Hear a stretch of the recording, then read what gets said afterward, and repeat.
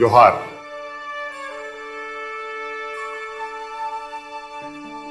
आप सभी को 74वें स्वाधीनता दिवस के पूर्व संध्या पर आगामी स्वतंत्रता दिवस की शुभकामनाएं और बधाई।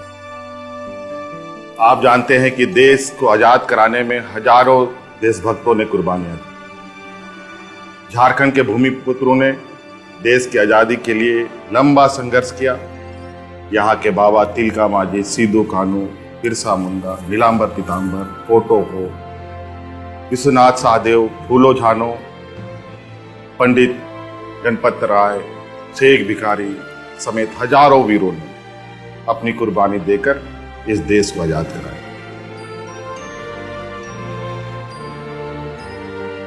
आजादी के बाद जब नए भारत निर्माण का दौर चल रहा है, इसमें भी झारखंड पीछे नहीं है। झारखंड के कोयले से देश को बिजली मिलती है। यहाँ के धरती से निकलने वाले लौह अयस्क से अनेकों इस्पात कंपनियां चलती हैं। झारखंड के श्रमिक भाई की मेहनत से अनेकों राज्यों के खेत लहलहाते हैं। यहाँ के मजदूर भाई महाराष्ट्र, गुजरात, दिल्ली में अपना योगदान दे रहे हैं। वह इसलिए है कि झारखंड के लोग भेदभाव नहीं करते। आदिवासी बहुल झारखंड की समृद्धि संस्कृति ही इसकी प्रमुख ताकत है। हम सभी सामूहिकता में विश्वास रखते हैं।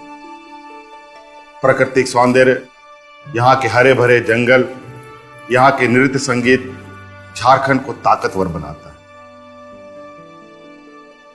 समय के साथ बदलाव जरूरी है, इसलिए हमने झारखंड सरकार के राजकीय चिन्ह में कुछ परिवर्तन करने का निर्णय लिया है।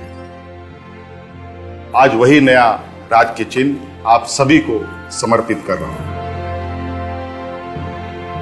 झारखंड की संस्कृति, यहाँ की जीवन शैली, यहाँ के पर्यावरण, यहाँ की ताकत को, यहाँ की खूबसूरती को यहाँ के नए राजकीय चिन्ह में किसी न किसी रूप में दिखाने का प्रयास हमने किया है। नया राजकीय चिन्ह चौकोर नहीं होगा, यह वृत्त का आकार होगा, यानी ये गोल दिखेगा। यह विकास का प्रतीक का सूचक है। जैसे पहिया लगातार घूमते हुए आगे बढ़ता है, झारखंड भी विकास के पथ पर आगे बढ़ता रहेगा।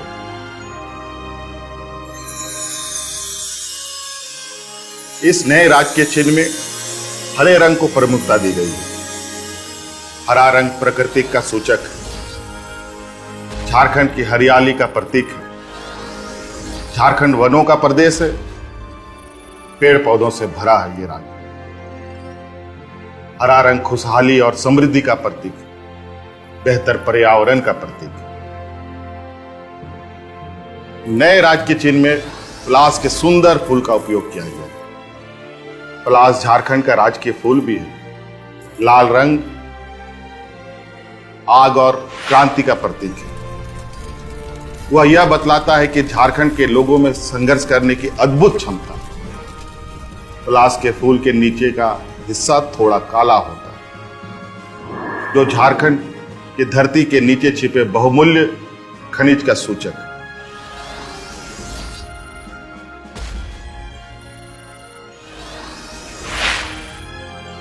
इस नए राजकीय चिन्ह में हाथियों को दिखाया गया है। हाथियों को हम शुभ भी मानते हैं, इन्हें शुभ भी माना गया है। यह ताकत की पहचान है। इससे झारखंड की असली ताकत को दिखाने का प्रयास किया गया। यह झारखंड का राजकीय पशु भी है। अपार ताकत होने के बावजूद हाथी अनुशासित होता है और तब तक किसी को नुकसान नहीं पहुंचाता जब तक उसके साथ कोई छेड़छाड़ नहीं हो। झारखंड के लोग भी अनुशासित हैं, दूसरे को नुकसान नहीं पहुंचाने वाले। लेकिन जब उनके साथ अन्याय होता है, अन्याय किया जाता है, तो संघर्ष करने से भी नहीं चूकते। इस राजकीय चिन्ह में झारखंड के श्रमिकों को, किसानों को, यहाँ के नृत्य शैली को, सामूहिक नृत्य को, दिखाया गया है। यह पूरे तौर पर झारखंड की संस्कृति से जुड़ा है। सामूहिकता झारखंड की ताकत, लय और ताल में यहाँ की लोग नृत्य करते हैं तो जंगल के पशु पक्षी भी झूमने लगे। नृत्य संगीत तो झारखंड के कण कण में समाया है।